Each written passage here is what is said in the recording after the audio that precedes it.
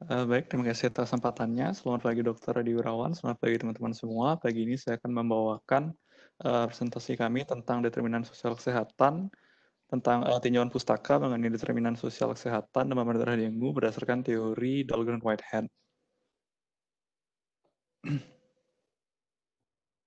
Jadi pendahuluan bahwa demam berdarah dengue merupakan penyakit akibat virus dengue yang banyak ditemukan di daerah tropis, salah satu Indonesia, dengan beban dari dengue sendiri oleh salah satu model diperkirakan mencapai 390 juta infeksi per tahunnya, dengan 70% beban infeksi tersebut ada di Asia. Indonesia sendiri merupakan negara kedua terbesar dari 30 negara ini.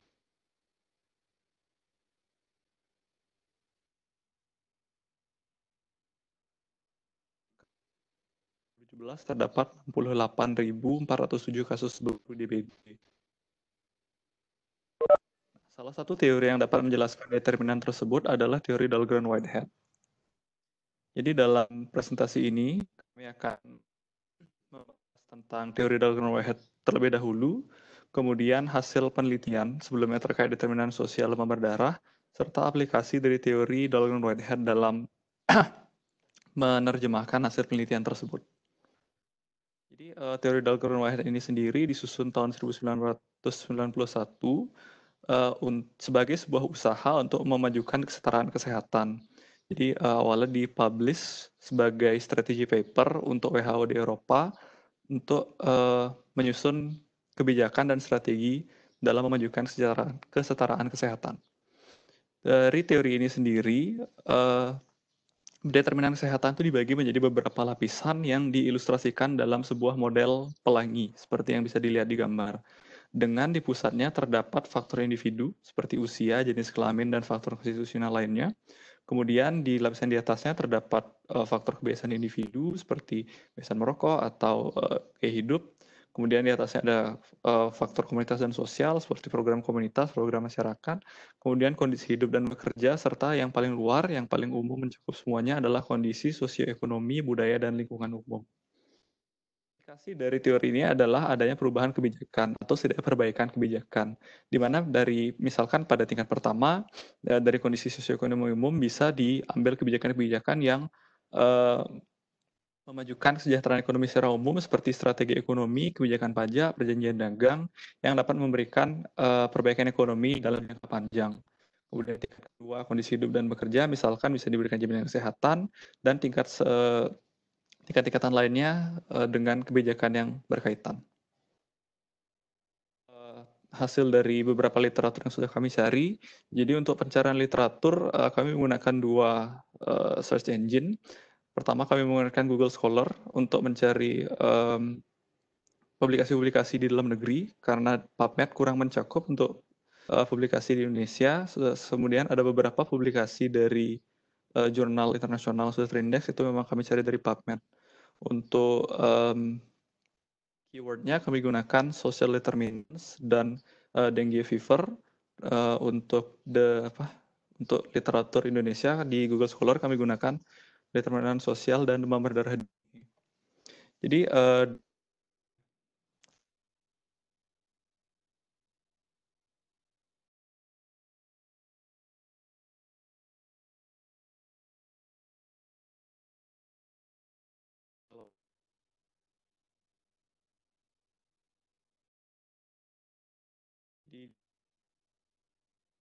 kami sajikan label dan dari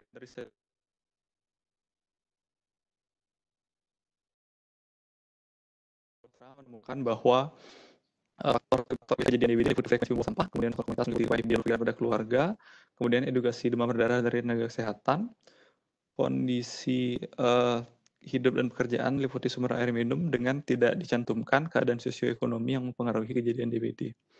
Penelitian dari Anggra ini tahun 2013 di Palembang menemukan bahwa banyak kebiasaan individu yang berpengaruh terhadap kejadian DBD seperti menggantung pakaian, penggunaan obat nyamuk, serta penggunaan kelambu. Kemudian juga keberadaan indukan jentik dan keberadaan penghuni sebagai salah satu determinan sosial dari lapisan yang lebih luas.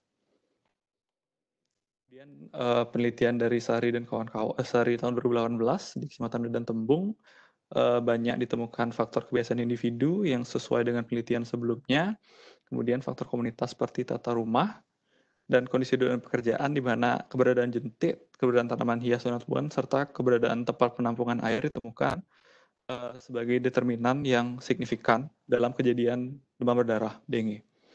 Penelitian Nur Rahmawati tahun 2017 juga sebagian besar hasilnya serupa dengan tambahan faktor komunitas dan sosial, yaitu adanya kontinuitas atau keberlangsungan dari program pembersihan sarang nyamuk serta keaktifan kadar Jumantik. Nah, kemudian ini adalah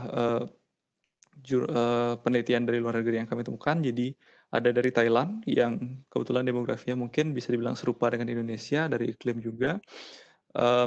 Penelitian ini menemukan bahwa usia dan tingkat pendidikan berpengaruh terhadap determinan kejadian demam berdarah. Kemudian yang di sini ditemukan adalah daerah peranan dari daerah tinggal. Jadi penelitian ini meneliti perbedaan antara daerah urban atau daerah residensial yang bergabung dengan daerah komersil di mana kepadatannya tinggi dibandingkan dengan daerah yang relatif tidak lebih padat, dan ditemukan memang kepadatan daerah berpengaruh terhadap determinan kejadian DBD. Kemudian penelitian dari Taiwan ini ditemukan salah satu faktor yang berpengaruh dalam kejadian demam berdarah adalah iklim, di mana iklim dengan suhu yang lebih tinggi dan curah hujan lebih tinggi biasanya ditemukan lebih banyak kejadian demam berdarah.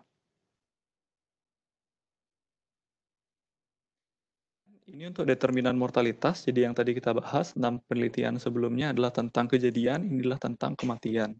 Jadi penelitian dari Karabali tahun 2018, ini sebenarnya adalah sebuah rangkuman dari penelitian juga. Jadi penelitian dari 4 benua, Amerika, Asia, Eropa, dan Afrika dirangkum, dan ditemukan determinan mortalitas dalam kejadian demam berdarah di seluruh dunia itu dari faktor individu, yaitu usia, makin tua makin tinggi kematiannya. Ras di sini relatif terhadap budaya setempat, kemudian pendidikan dan status imun juga berpengaruh. Dari kebiasaan individu yang ditemukan paling berpengaruh adalah kebiasaan untuk orang-orang mencari pertolongan medis. Jadi seberapa mungkin orang tersebut mencari pertolongan medis ketika dia merasa sakit. Dari faktor komunitas ditemukan tingkat pengetahuan tenaga kesehatan juga berpengaruh terhadap mortalitas.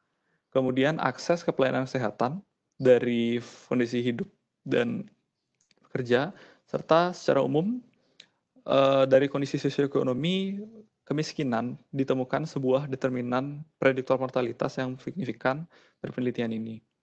Kemudian penelitian dari Malhi di Malaysia meneliti lebih di sisi klinisnya, jadi ditemukan dalam segi klinis lebih banyak dari usia dan komorbid yang menentukan mortalitas. Dan ini hasil penelitian tersebut kami rangkum dengan teori Dahlgren-Whitehead, jadi bisa dilihat ini untuk morbiditasnya dengan posisi pusat itu usia, di luarnya ada kebiasaan bersihkan TPA, menggantung pakaian, dan sebagainya sebagai kebiasaan individu. Kemudian di luarnya lagi ada program PSN, ketentuan kadar Jumantik sebagai faktor komunitas. Di luarnya ada kondisi hidup seperti keberadaan jentik, keberadaan tanaman, keberadaan TPA. Serta di luarnya lagi yang paling luar, paling umum dan mencakup semua adalah ada kepadatan penduduk serta iklim, meliputi temperatur dan curah hujan. Perlu dicatat bahwa kelima lapisan ini masing-masing saling berkaitan, yang akan kita bahas lagi nanti.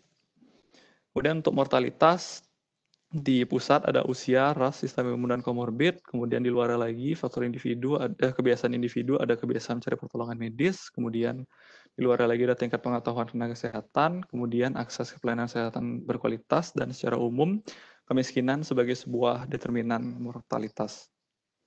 Nah, determinan ini saling berkaitan satu sama lain, di mana kita ambil contoh kepadatan penduduk tidak langsung meningkatkan kejadian, tapi meningkatkan kebutuhan air, sehingga meningkatkan kebutuhan TPA.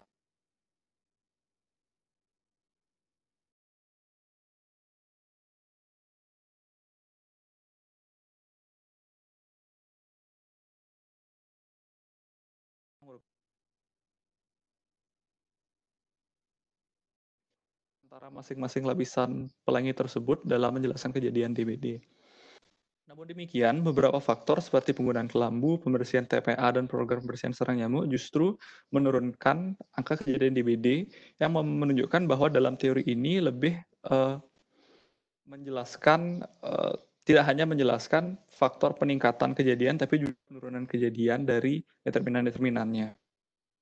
Kesimpulannya dalam menanggulangi masalah kesehatan global yaitu DBD, teori Delegan-Whitehead menjelaskan daripada kejadian DBD dari 5 lapis, yaitu dari faktor individu, kebiasaan individu, faktor komunitas dan sosial, kondisi lingkungan hidup, dan faktor sosioekonomi umum yang sudah kita bahas sebelumnya.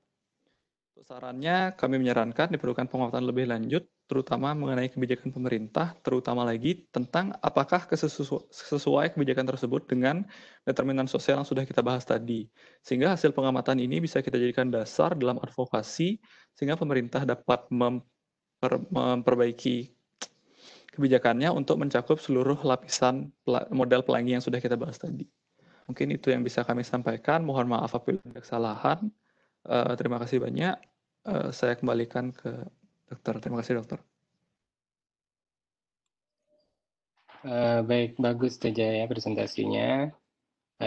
Saya kira prinsip-prinsip untuk literatur review sudah dikerjakan dengan baik ya, terlepas dari kelebihan dan kekurangannya. Mungkin kalau dibuat dalam laporan resmi bisa dicantumkan juga lebih detail alur pencariannya itu ya, dari sekian kata kunci yang di PubMed, berapa ketemu artikel, kemudian berapa yang dari judul mungkin tidak relevan dibuang, kemudian di abstrak berapa yang direview, berapa akhirnya jumlah artikel akhirnya yang direview. Demikian juga yang di Google Scholar. Ya, dalam satu bagan biasanya. Itu jadi ya di reportnya mungkin bisa ditambahkan seperti itu. Kalau di pembahasan saya lihat sudah bagus ya mengcover semua sosial determinan dari demam berdarah dengue. Ya, bagus presentasinya. Terima kasih dokter. Ya, silakan yang selanjutnya.